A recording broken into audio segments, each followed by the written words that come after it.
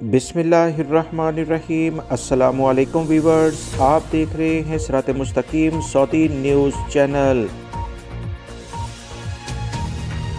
Saudi अरब और दीगर खलीजी ममालिक में रमज़ान मुबारक की आमद है। अगले चंद रोज़ में ही माह रमज़ान के मुक़द्दसातें शुरू होने जा रही हैं। इस लिहाज से बहुत सारे गैर मुल्की अफराद जो सऊदी अरब में मुलाजमत करते हैं, इनके लिए एक अच्छी खबर आई है। ब्रेकिंग न्यूज़ आई है कि रमज़ान में इन्हें डबल सैलरी मिलने के काफ़ी ज़्यादा इम्कानात हैं।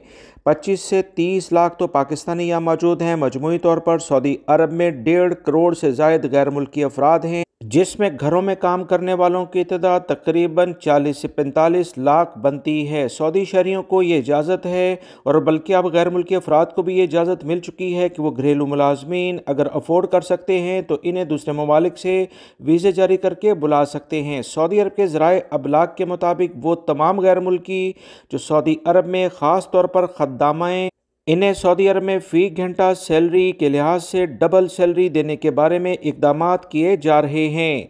सऊदी अरब में खद्दामा अभी जो 25 रियाल से लेकर 50 रियाल तक काम करती है, इसकी सैलरी डबल होने के लिहाज से इक़दामात बहुत जल्द सामने आएंगे।